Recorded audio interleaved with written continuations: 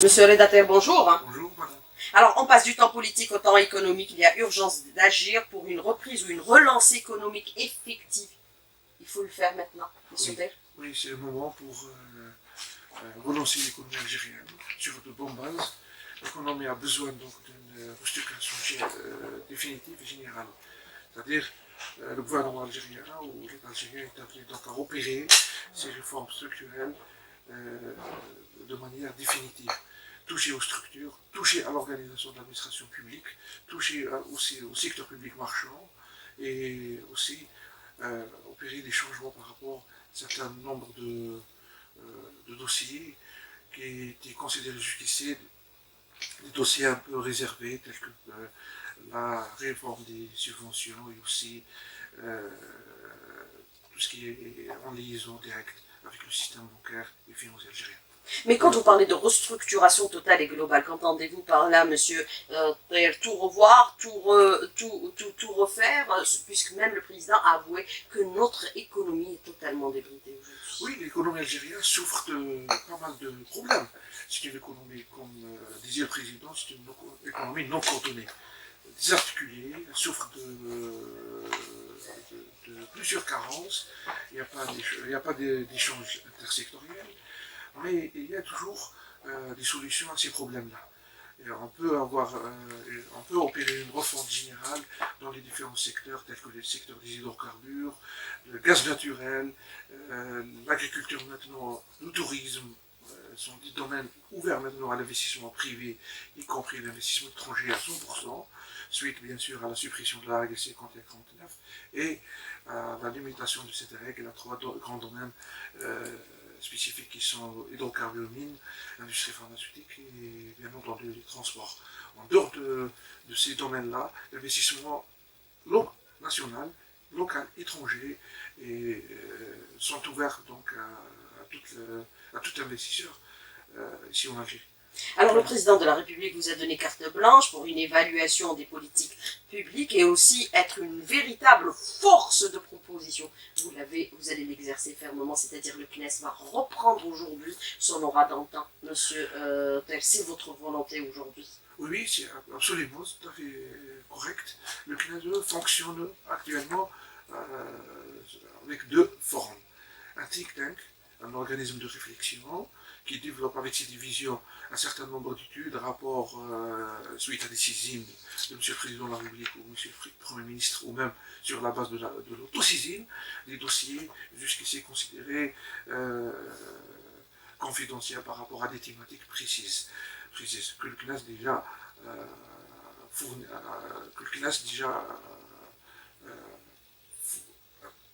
déjà opéré, travaillé et surtout transmis au gouvernement.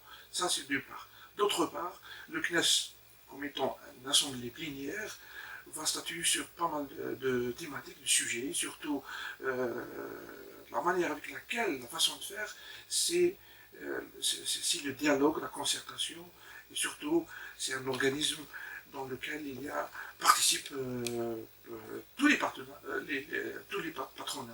les représentants des travailleurs et surtout l'État à travers un certain nombre d'agences publiques et qui supervisent l'ensemble des politiques publiques à l'échelle nationale et qui sont de l'ordre de 45 établissements publics. Vous avez même la fonction ou le rôle de médiation, ça c'est important dans le contexte actuel où nous avons vu à un moment donné c'est-à-dire la naissance ou l'éclatement de certains conflits sociaux auxquels jusque-là on n'a pas trouvé de solution. Oui, la médiation va se faire sur deux plans. Médiation opérateur économique gouvernement, qu'on peut qualifier de médiation économique et qu'on est en train qu'on est en train d'exercer.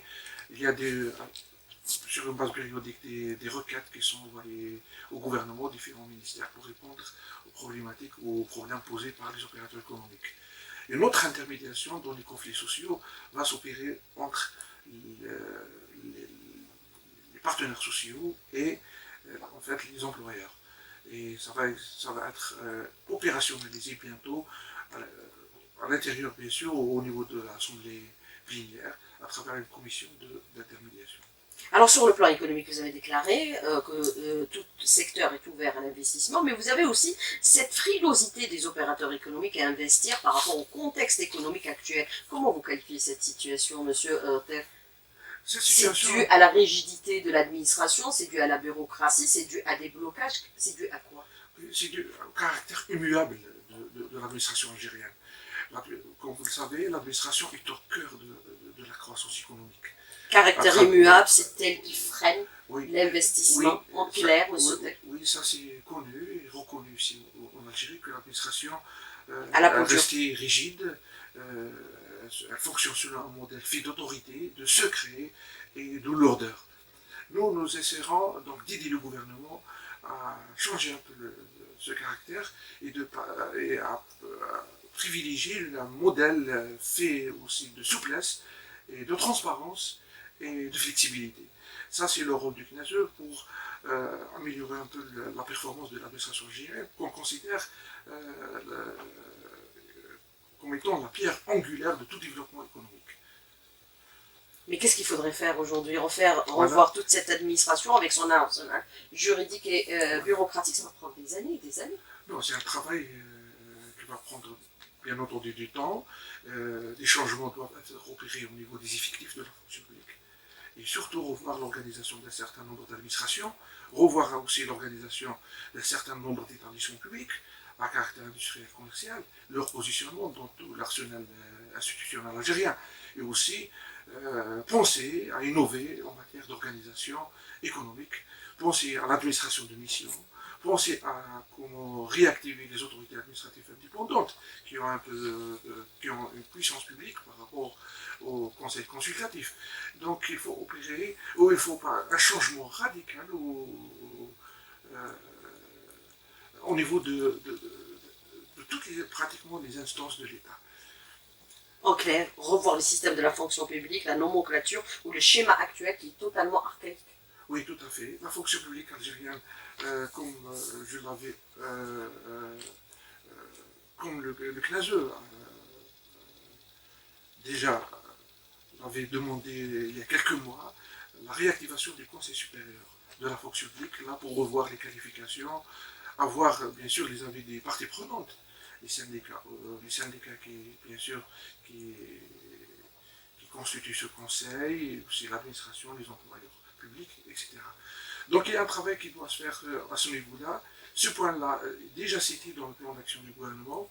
Et le problème n'est pas lié qu'à la fonction publique. Il y a aussi les processus administratifs au sein des administrations qui ne sont pas basés sur la digitalisation.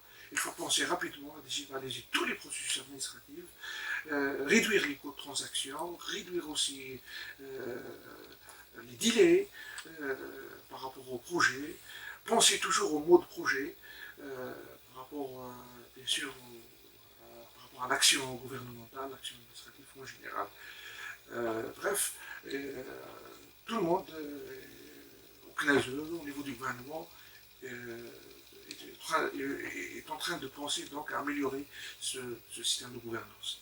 Alors quand vous parlez de révision de ce système de gouvernance, bien sûr c'est vrai qu'à travers le monde on parle aujourd'hui de robotisation et des systèmes économiques et des systèmes de gouvernance. Nous on n'a pas encore engagé ce processus à tous les niveaux, que ce soit sur le plan financier, économique ou administratif. Est-ce qu'on peut considérer que pour atteindre ces niveaux qui sont aujourd'hui importants sur le plan de la gouvernance, vous vous êtes associé avec des experts existants à travers tous les pays du monde, vous avez créé la véritable passerelle pour intégrer à la fois les expériences des personnes qui sont à l'international et aussi la diaspora algérienne. C'est important de créer cette passerelle avec tous les Algériens à travers le monde. Tout à fait. Ça, c'est un peu l'objectif d'une assemblée pareille.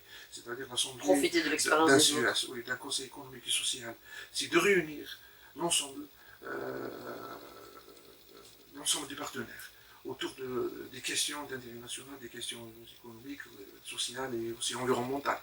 Donc il y a cette question du marché carbone qui va arriver, nos accords en matière d'environnement suite aux différentes COP, etc. Donc il y a un impact direct sur les politiques économiques en Algérie.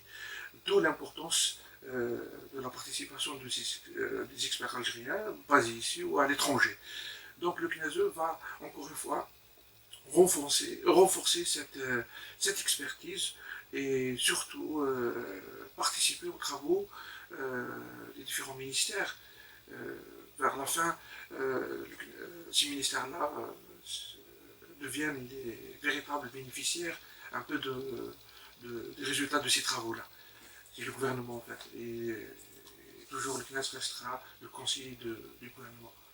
Donc utiliser ces personnes aussi pour faire du lobbying légal international, parce que c'est le point faible aujourd'hui de l'Algérie. C'est la raison pour laquelle même le président a désigné des personnes qui auront en charge des dossiers pour faire du lobbying au niveau international. Tout à fait. Comme le font tous les États.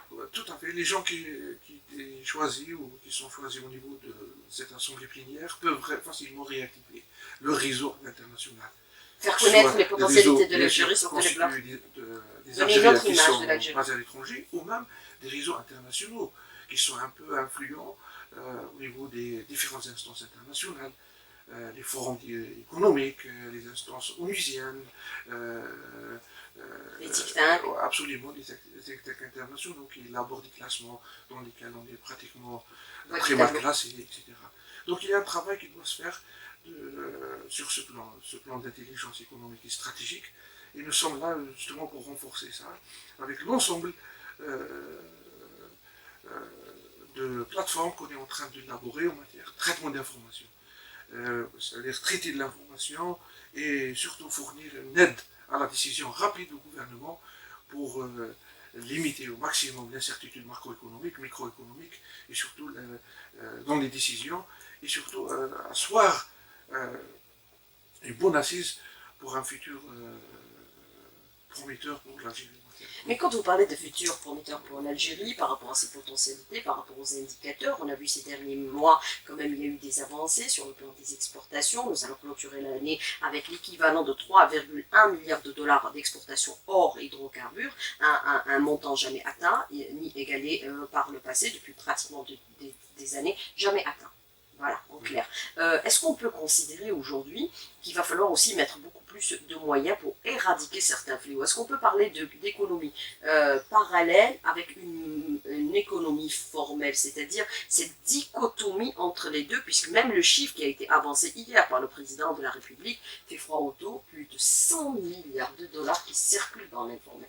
Est-ce qu'il faudrait absolument trouver des solutions à cette question? Ça, c'est pour avoir une économie formelle et non plus informelle. L'économie souterraine ou l'économie parallèle ou l'économie informelle en Algérie pose un problème sérieux. Même pour la sécurité de l'État. Absolument, absolument. C'est des montants colossaux qui circulent. Plus importants que ceux que détient l'État actuellement par nos réserves de change. En dehors de l'économie formelle, mais il faut voir l'ensemble de problèmes de causes qui sont derrière cette économie. Il y a une partie de cette économie qui vient un peu des pratiques illégales, la non-déclaration, la fraude, l'évasion, etc. Et il y a une partie informelle liée à la faiblesse des déclarations de cotisation et surtout de revenus, etc. Donc, mais comment peut-on déjà surmonter ces problèmes-là? Par le biais déjà de la digitalisation et par l'inclusion financière.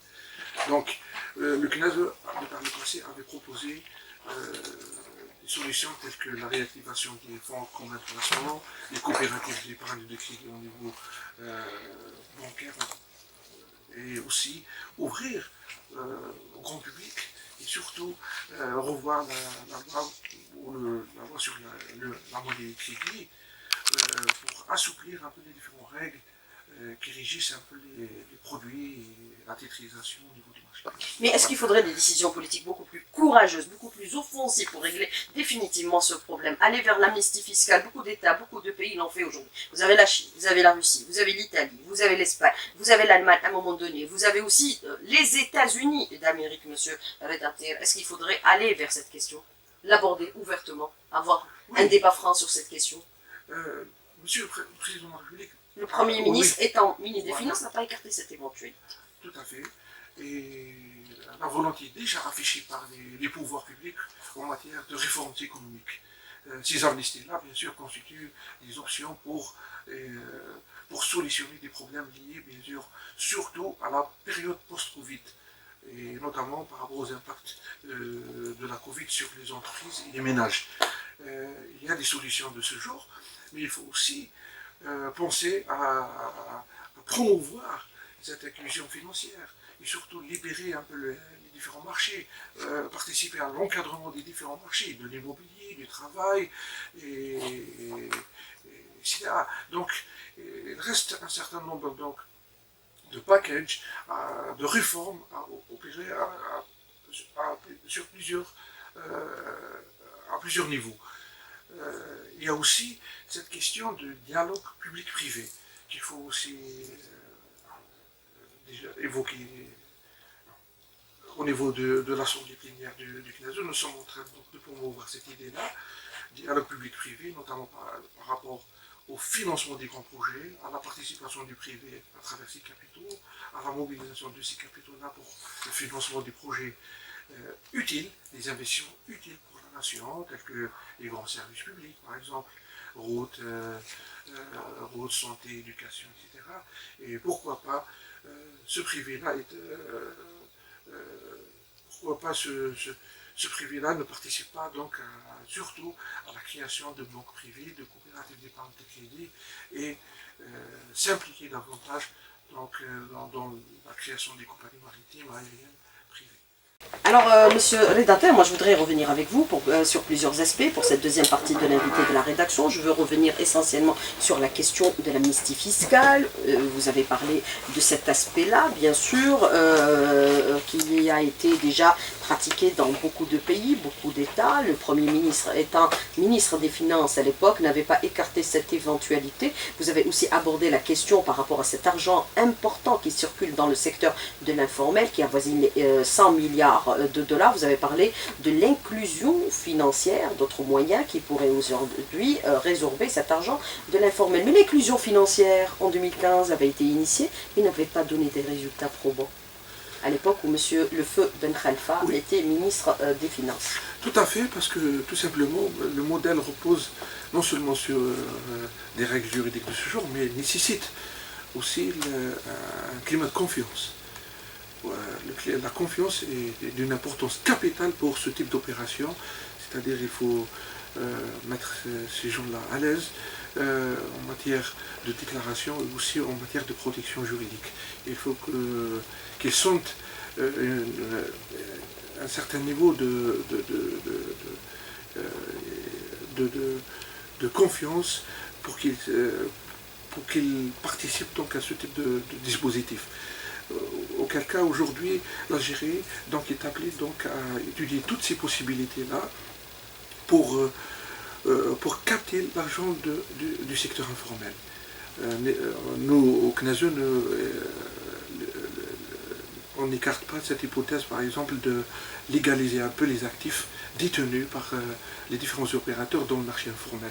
L'une des solutions qui a été déjà préconisée un peu partout dans le monde et qui a prouvé sa puissance et sa robustesse, c'est un peu la légalisation des actifs détenus dans l'informel et surtout légaliser définitivement pour qu'ils soient transparents et identifiés. Et par ce biais-là, la traçabilité sera garantie. Et il y a pas mal donc de solutions courageuses que le gouvernement algérien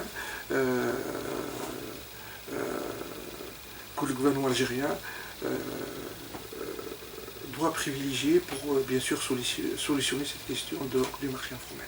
Et quand vous parlez de confiance et de sérénité aujourd'hui, monsieur Retater, est-ce qu'on doit aborder toutes les questions cruciales qui concernent aujourd'hui l'avenir de l'Algérie entre Algériens, parce qu'on n'a pas d'autre moyen que de discuter entre nous sur toutes les questions qui sont soulevées aujourd'hui. On a vu au niveau du Parlement, il y a eu cette disposition qui a été adoptée et entreprise par le gouvernement, c'est-à-dire d'aller vers un compromis politique par rapport avec, bien sûr, les hommes d'affaires détenus actuellement, de telle sorte à ce qu'ils rapatrient l'argent détourné à l'extérieur. Toutes ces questions doivent être abordées avec confiance, sérénité et objectivité pour trouver une solution.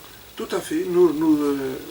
nous soutenons ce dispositif-là de règlement à l'amiable de ces questions-là. D'ailleurs, la disposition figure formellement dans le plan d'action du gouvernement et c'est un dispositif qui sera basé sur la négociation et sur l'instauration d'un climat de confiance entre ces opérateurs-là, dont les propriétaires sont incarcérés et sur le gouvernement algérien. Le CNASE, à travers bien sûr ce soutien au gouvernement algérien, privilégie cette piste, bien sûr,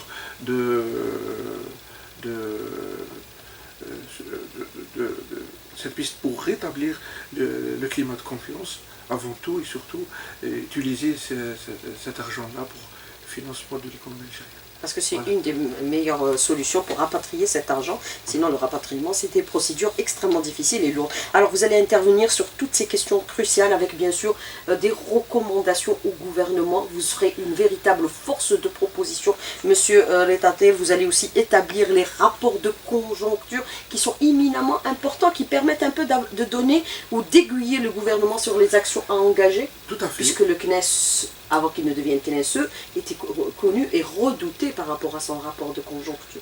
Oui, le rapport de conjoncture, c'est l'un des documents élaborés par le CNES. Nous avons déjà établi l'année passée l'état de la nation pour 10 ans, donc de 2010 jusqu'à l'année 2019. Mais il y a des bulletins aussi, il y a des séries de perspectives économiques qui ont généré un certain nombre de documents fournis déjà au gouvernement. Il y a beaucoup de produits, il y a une production scientifique et professionnelle par rapport à ces contributions-là, sous forme d'avis, de recommandations, de rapports et surtout d'études. Le rapport de conjoncture de l'année 2020 et de l'année 2021, ce rapport est en train d'être élaboré et sera soumis donc à l'Assemblée générale début du mois de décembre, donc lors de la prochaine session de l'Assemblée plénière. Mais nous restons toujours à la disposition du gouvernement, du président de la République, à travers les saisines, ou même à travers l'autosaisine directe qu'on est en train d'opérationnaliser au niveau du Conseil, et pourquoi pas la saisine citoyenne. Nos sites seront ouverts donc à la saisine citoyenne, à la saisine entreprise, dans le cadre de la médiation, et surtout nous recevons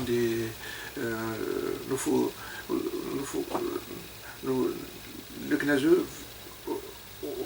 répondra globalement donc à ces requêtes à travers bien sûr une étude complète du dossier et surtout à travers une concertation directe avec le ministère en question. Alors, quand vous parlez de saisine citoyenne, c'est-à-dire que les citoyens peuvent vous saisir directement dans le cas où ils observeraient, où ils seraient victimes, par exemple, d'un abus d'autorité ou de marginalisation, c'est-à-dire vous intervenez directement au niveau ou du département ministériel concerné, bien sûr, par la saisine du citoyen, ou carrément au niveau de l'entreprise. C'est ça votre volonté aujourd'hui? Oui. C'est d'assurer, c'est-à-dire cette passerelle avec aussi la société. La saisine citoyenne telle qu'elle est conçue dans les statuts du CNASE, c'est une saisine qui nécessite un certain nombre le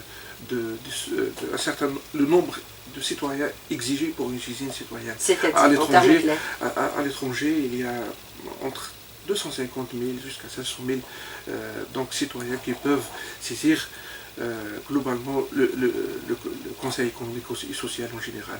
Parce que si vous faites allusion donc à la saisine individuelle, c'est le rôle du médiateur en Algérie. C'est lui en fait qui assure cette relation entre l'administré et l'administration en Algérie.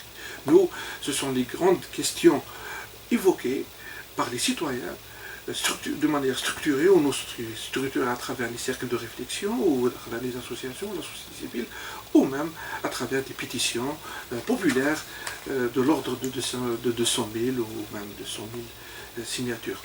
Donc, et nous sommes en train de recevoir des saisines, bien sûr, qui touchent à des problèmes importants, et que le CNASE est en train aussi d'élaborer des solutions en concertation avec les instances concernés. Alors nous avons vu ces derniers jours, aujourd'hui, par exemple au niveau de nos marchés, une déstructuration qui a provoqué pratiquement une hausse de certains prix de produits alimentaires, de large consommation, on le subit aujourd'hui, on parle un peu de pouvoir d'achat qui a été fortement impacté, c'est vrai qu'il y a des incidences internationales, mais il y a des incidences aussi dues à la désorganisation du marché. Le président de la République, il a donné des orientations bien fermes pour intervenir par le ministère du Commerce qui est en train de préparer un certain nombre d'actions et de règlements de telle sorte à mettre fin à certaines pratiques spéculatives, parce que si on parle par exemple du carburant, c'est vrai que le prix aujourd'hui du carburant au niveau international a dépassé pratiquement les 80 $, mais ça n'a pas d'impact direct sur le transport puisque le prix du carburant ici en Algérie est subventionné, mais vous avez parallèlement à contrario la pomme de terre qui a atteint pratiquement les 100 dinars le kilogramme, or que les grains sont localement produits, c'est-à-dire les semences, et le produit est fortement produit en Algérie. Est-ce qu'on peut considérer quand il y a par exemple ce type de situation conjoncturelle, vous intervenez également, monsieur Ter? Oui, tout à fait. Le CNESE répondra rapidement donc, à ce type de situation. Par une saisine directe au président de la République? Oui, et par anticipation aussi. Pourquoi? Parce que là, ces pratiques spéculatives grèvent un peu l'activité du gouvernement, l'activité notamment du ministère du Commerce. Il y a des gens qui essayent, à influencer un peu la sphère économique en optant pour ce type de pratiques. Ces pratiques-là sont basées essentiellement sur le gain individuel, le gain facile et le gain rapide. Auquel cas, il faut que le gouvernement pense donc à éliminer ce type d'incitateurs négatifs et surtout penser donc à mettre en place un certain nombre d'incitateurs positifs qui poussent ou la limite qui favorise un peu le travail, la création de la valeur et surtout la promotion de ce comportement de recherche d'information économique, etc., dans ces sphères-là. Mais la dépréciation de la valeur du dinar n'est-elle pas aussi autre conséquence de cette situation, monsieur Redater? La question de la monnaie est d'une importance aussi capitale par rapport à la réforme bancaire et financière ici en Algérie. La monnaie algérienne a subi des mutations plus ou moins importantes depuis l'indépendance jusqu'à la date d'aujourd'hui. Il y a un certain nombre de problèmes qui ont été réglés par le biais de la loi, c'est-à-dire la loi sur la monnaie de crédit, mais aussi il y a l'environnement économique. Il y a différentes variables qui sont dans cette équation de la relation monnaie et sphère réelle. Auquel cas, le gouvernement algérien et la Banque centrale, la Banque d'Algérie, notamment dans le programme d'action du gouvernement, il y a un travail à faire rapidement. Il faut la réformer aussi. Il y a une réforme monétaire à opérer, il y a une réforme sur la commission monnaie et crédit. Et surtout, la valeur de la monnaie est liée étroitement donc à la promotion de l'investissement et surtout la promotion de la production et le renforcement de nos capacités productives. Bref, il faut que le gouvernement algérien opère un choc dans l'appareil productif algérien. Ça, c'est ce que monsieur le Président de la République évoque toujours, c'est la question de l'investissement privé, notamment dans le sud, dans les hauts plateaux, dans les différents secteurs. Je prends par exemple l'agriculture, le tourisme, le transport qui est un peu le vecteur de la vie économique et sociale dans le pays, l'exploitation des ressources naturelles telles que les mines, avec bien sûr toutes les externalités positives qu'elles génèrent, etc. Donc il y a un travail de fond qui doit être fait à ce niveau-là par la gouvernance économique du pays. Je vise par là donc le ministère des Finances, la Banque d'Algérie et le ministère de l'Industrie et le Commerce. J'apprécie beaucoup votre expression opérer un choc dans l'appareil économique et c'est ce qu'il faut aujourd'hui. Alors mais parallèlement, est-ce que vous avez cette question de l'auditeur que je trouve et je considère extrêmement pertinente? Est-ce qu'il faudrait éliminer certaines procédures aussi bloquantes pour l'investissement, quand par exemple les demandes d'autorisation passaient par exemple par certaines procédures, notamment par exemple le CNI qui ne s'est pas réuni depuis pratiquement aujourd'hui 2 ans. Et vous avez aussi cette question de l'auditeur qui vous dit l'ANDI est beaucoup plus une machine administrative de blocage que des guichets de facilitation à l'investissement. Monsieur Redater. Tout à fait. Il a raison. Hein. Oui, oui, il y avait un travail depuis une dizaine de mois à travers, pour l'assouplissement des procédures administratives. Et le CNASE avait pris part donc, dans ces travaux-là avec le gouvernement, avec le secrétaire général du gouvernement. Donc l'objectif visait un peu la suppression d'un certain nombre d'agréments, d'un certain nombre aussi d'autorisations, qui en fait, ces agréments-là et ces autorisations-là sont derrière ces transactions élevées et cette perte de temps. Donc il y a pas mal d'agréments qui sont en train d'être supprimés. Des agréments ont été déjà supprimés, notamment dans le domaine de commerce, etc.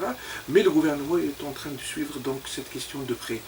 Mais on parle de 1000 dossiers d'investissement bloqués actuellement au niveau de l'ANDI. Donc reste un chiffre confirmé. Vous allez demander les chiffres aussi Oui, les chiffres dans notre visibilité sur les statistiques, c'est important. Oui, accéder aux statistiques, absolument, aux chiffres. L'une des nouveautés qu'on a pu avoir dans notre statut, c'est de demander des transmissions régulières de données à partir des différents départements ministériels. Mais des chiffres consolidés, puisque vous avez l'exemple du président de la République qui dit « J'ai voulu avoir de l'information sur le secteur de l'éducation, j'en ai eu de 3 départements et les 3 ne se concordent pas. » Oui.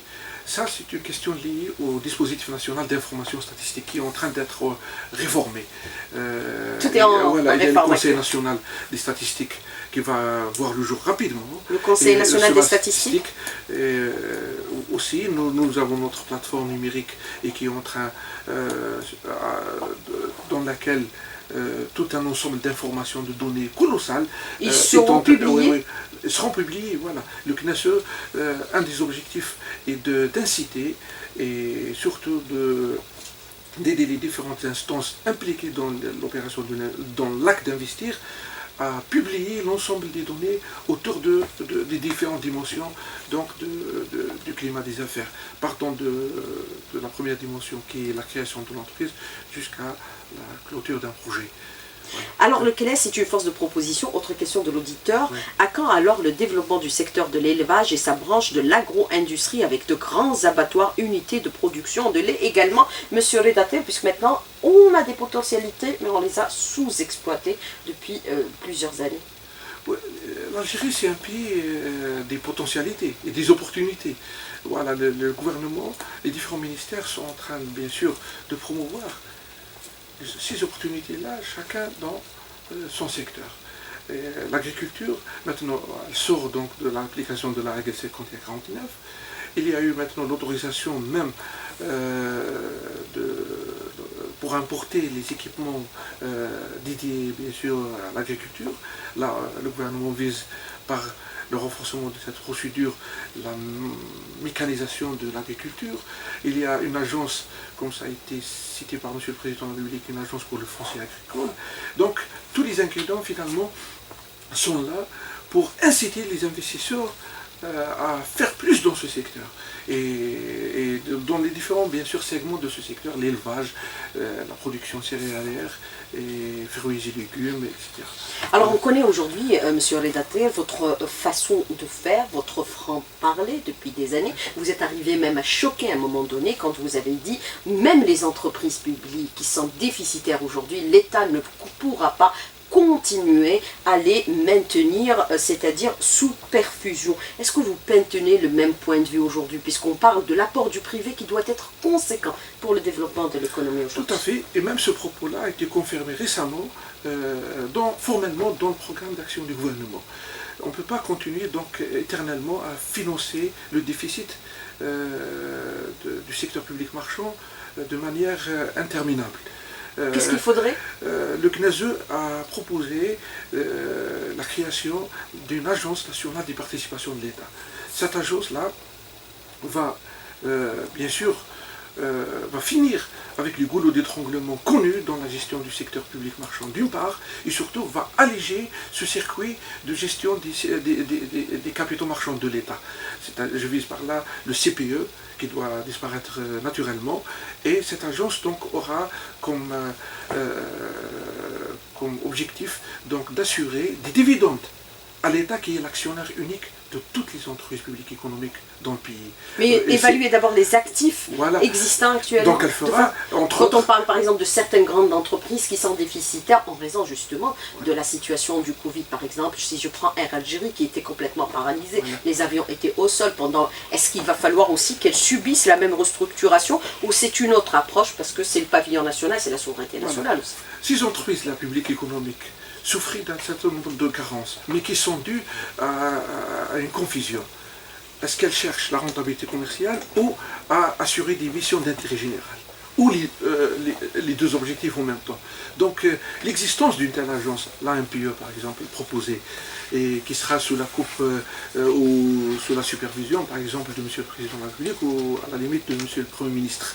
Alors une autonomie dans la gestion des administrateurs, dans la gestion et le contrôle dans les conseils d'administration, et elle opérera donc toutes les opérations d'ingénierie financière relatives à la gestion des capitaux marchands de l'État.